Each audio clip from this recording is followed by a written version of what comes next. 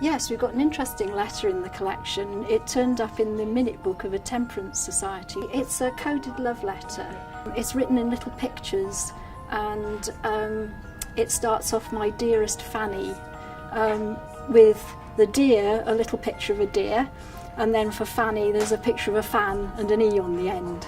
And it carries on like that with lots of little pictures. It takes some working out actually, and somebody obviously put a great deal of thought into writing it.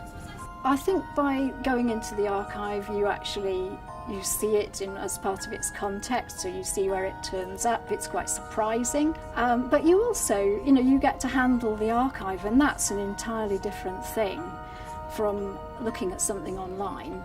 You get to handle the paper. You're actually holding the thing that the person wrote. So that's a connection with the person and with that time.